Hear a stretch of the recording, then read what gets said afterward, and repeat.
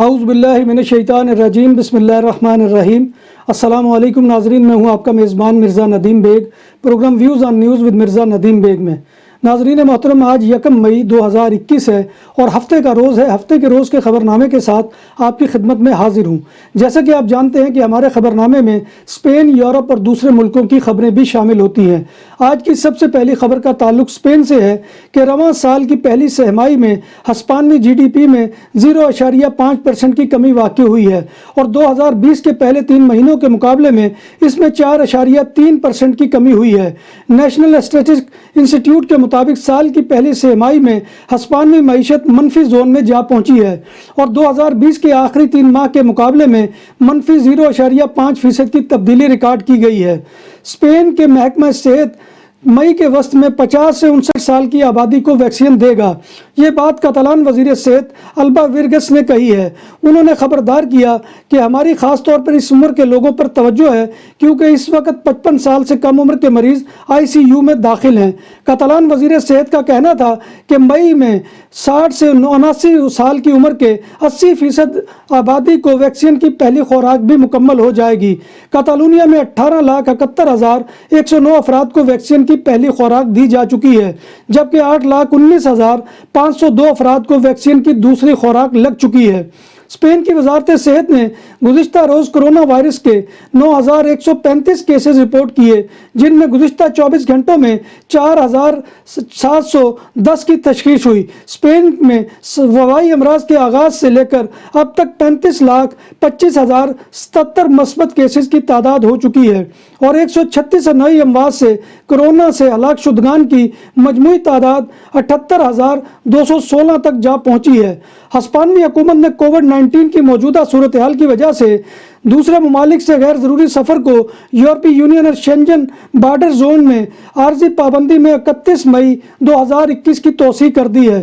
1 مئی سے بھارت، برازیل، جنوبی افریقہ، Botswana, Comoros, Ghana, Kenya, Mozambique, Tanzania, Zambia, Zimbabwe, Peru اور کولمبیا کے مسافر بغیر کسی رکاوٹ کے اسپین میں داخل ہو سکیں گے اگر وہ اسپین یا اندورا کے ریزیڈنٹ یعنی شہری ہیں۔ انسانی خدمت میں مصروف کیتھولک مسیحی فرقے کی تنظیم کاریتاس کے مطابق ہر 4 میں سے 1 خاندان کے تمام افراد بے روزگار ہیں۔ فلاحی تنظیم کاریتاس نے انکشاف کیا ہے کہ 25% خاندان ایسے ہیں جس کے تمام افراد بے روزگار ہیں۔ تنظیم کے سروے کے مطابق 10 میں سے 6 افراد کے پاس اچھی ملازمت نہیں ہے اور وبائی امراض نے روزگار کے عدم تحفظ کی نئی شکلیں بھی پیدا کر دی ہیں۔ اراگونا سے تعلق رکھنے والے ایک 19 سالہ مزدور کورنیا د یوبریگت میں ایک ٹیکسٹائل فیکٹری میں ہونے والے حادثے میں ہلاک ہو گیا۔ پولیس کے مطابق مبینہ طور پر یہ مزدور ایک آٹومیٹک مشین میں پھنس گیا تھا۔ فائر بریگیڈ نے مزدور کو لوم سے آزاد کرایا اور طبی عملہ نے اسے بچانے کی کوشش کی مگر اس کی موت واقع ہو گئی۔ اسپین میں وبا کے دنوں میں ریڈ کراس نے لوگوں کو ملازمتوں کی تلاش میں مدد کی اور 1,696 نئے ورکرز کو ملازمتوں کے مواقع ملے۔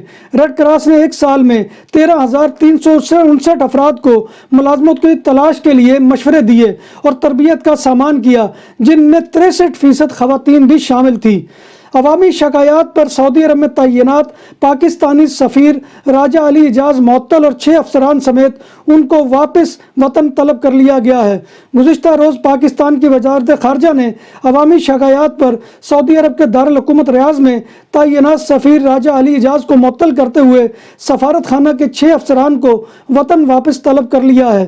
سعودی عرب میں لگ بھگ 30 لاکھ کے قریب پاکستانی مقیم ہیں اور سمندر پار پاکستانیوں کی جانب سے بھیجے جانے والی رقوم کا ایک بڑا حصہ سعودی عرب سے آنے والی رقوم پر مشتمل ہے۔ سعودی عرب میں پاکستانی تارکین وطن اور پاکستانی اوورسیز امپلائمنٹ پروموٹر ایسوسی ایشن نے وزیر اعظم کے اس اقدام کو سراہا ہے اور امید ظاہر کی ہے کہ اس اقدام سے ان کے لیے آسانیاں پیدا ہوں گی۔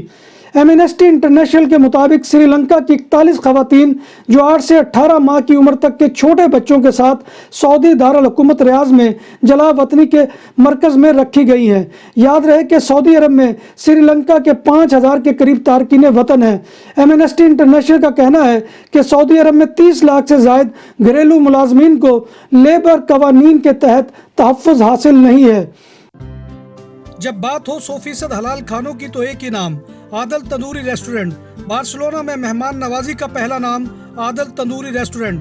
بر صغیر کے روایتی حلال کھانوں کا مرکز، گرل تندوری روسٹ، چکن اور مٹن ٹکا، سبزیاں اور تڑکے والی دالیں، رس ملائی اور فالودہ۔ قاری عبد الرحمن کی فخریہ پیشکش، غریب و امیر کے لیے، بارسلونا کے قلب میں واقع عادل تندوری ریسٹورنٹ کا یہ استے نمبر 9 نزد دراسانہ ہاسپٹل، بارسلونا۔ انڈیا میں کرونا کی وبا میں شدت کے دوران ہسپتال میں بیڈ کے حصول کے لیے ایک مریض کو 14 گھنٹے کا سفر کرنا پڑا۔ اپنے خاندان کے ایک مریض کو ہسپتال میں داخلے میں مدد فراہم کرنے والی خاتون روز ماروق کا کہنا ہے کہ میرے انکل کو ایک ایسے ہسپتال میں 14 گھنٹے کا سفر کر کے پہنچنا پڑا جہاں پر ایک خالی بیڈ میسر تھا۔ بھارت میں کرونا کے خوف کی وجہ سے 18 مہینے کا بچہ ماں کی لاش کے پاس 2 دن تک بغیر کھائے پیے بیٹھا رہا۔ شہری کرونا کے خوف سے بچے کو اٹھانے کے لیے بھی تیار نہیں تھے، تاہم 2 خاتون پولیس اہلکاروں نے بچے کو اٹھایا اور اس کو غذا فراہم کر کے اس کی جان بچائی۔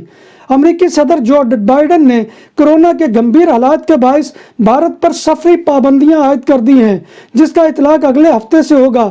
وائٹ ہاؤس کا کہنا تھا کہ امریکہ میں اگلے ہفتے سے بھارت سے آنے والے افراد پر داخلے کی پابندی ہوگی۔ انڈیا کے کیپٹل نئی دہلی میں اموات میں روز بروز اضافے کے باعث وہاں موجود شمشان گھاٹوں میں جگہ کم پڑتی جا رہی ہے اور حکام اس حوالے سے مزید جگہ ڈھونڈنے کے بارے میں التجا کی جا رہی ہے۔ کمی کی ایک وجہ یہ بھی ہے کہ انڈیا میں کووڈ کے مریضوں کے لیے علیحدہ شمشان گھاٹ بنائے گئے تھے، جن میں اب جگہ کم پڑ گئی ہے۔ بھارت کے ایک مسلمان رکشہ ڈرائیور نے اپنا آٹو رکشہ ایمبولینس میں تبدیل کر کے مریضوں کو مفت سروس فراہم کرنا شروع کر دی ہے۔ بھارتی میڈیا رپورٹس کے مطابق بھوپال سے تعلق رکھنے والے 34 سالہ جاوید خان نے اپنے ایک انٹرویو میں بتایا کہ وہ بھارت میں کرونا وائرس سے ہلاکتوں کی تعداد میں اضافے پر خوف زدہ ہیں اور اس وجہ سے انہوں نے اپنے پاس موجود معمولی وسائل سے کچھ نہ کچھ کرنے کا فیصلہ کیا ہے۔ پاکستان میں کرونا وبا کی تیسری لہر میں شدت آنے کے بعد ملک میں وائرس سے متاثرہ افراد کی تعداد میں روز بروز اضافہ ہوتا جا رہا ہے۔ بڑھتے مریضوں کے پیش نظر صحت کا نظام دباؤ کا شکار ہے۔ پاکستان میں آکسیجن گیس اور آکسیجن سلنڈروں کی قیمتوں میں اضافے اور ان کی قلت کی خبریں بھی سامنے آ رہی ہیں۔ پرتگال میں پیدل چلنے والوں کے لیے دنیا کا سب سے طویل پل کھول دیا گیا ہے۔ پرتگال کے علاقے اروکا میں 516 میٹر طویل پل مقامی آبادی کے لیے کھول دیا گیا ہے۔ 2 سال میں تیار ہونے والا پل پر 28 لاکھ امریکی ڈالر لاگت آئی ہے۔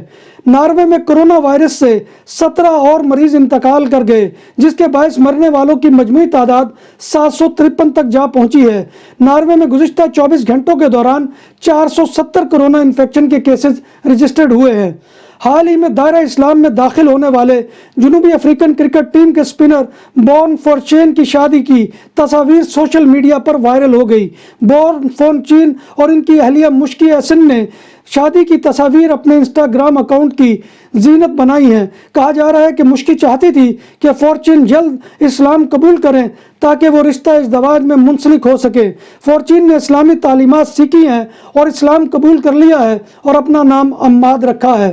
ناظرین محترم، یہ تھا آج کا خبر نامہ جو میں آپ کی خدمت میں لے کر حاضر ہوا تھا۔ امید ہے کہ آپ کو ہمارا یہ سیگمنٹ پسند آئے گا۔ آپ سے گزارش یہی ہے کہ آپ ہمارے چینل کو زیادہ سے زیادہ تعداد میں سبسکرائب کریں، اس کے پروگرام کو لائک کریں اور اس پروگرام کو دوستوں میں شیئر کریں اور کمنٹ کرنا مت بھولیے، کیونکہ آپ کا کمنٹ کرنا ہماری عزت افزائی اور حوصلہ افزائی اور آپ کی پریزنس شو کرتا ہے کہ آپ ہمارے پروگرام میں دلچسپی رکھتے ہیں۔ ناظرین محترم، اللہ تبارک و تعالیٰ سے دعا ہے کہ وہ ہمیں ایمان اور صحت کی سلامتی کے ساتھ زندہ رکھے اور ہمارا خاتمہ ایمان کے اوپر کرے، اور جب تک بھی زندہ رہیں اللہ تبارک و تعالیٰ اپنے دین کا جو ہے وہ سپاہی بنا کر رکھے اور روز محشر حضور نبی کائنات صلی اللہ علیہ وآلہ وسلم کی شفاعت اور زیارت نصیب فرمائے۔ اور جو لوگ بھی اس وقت کرونا کی وبا میں مبتلا ہیں، اللہ تبارک و تعالیٰ ان کو اس سے نجات دے اور پوری دنیا کو اس وبا سے چھٹکارا دے اور پوری دنیا کو امن کا گہوارہ بنا دے، آمین یا رب العالمین۔ اسی دعا کے ساتھ اپنے میزبان مرزا ندیم بیگ کو کل تک کے لیے اجازت دیجیے۔ کل پھر کسی نئے پروگرام میں نئی خبروں اور نئے موضوعات کے ساتھ آپ کی خدمت میں حاضری ہوگی۔ تب تک اللہ حافظ۔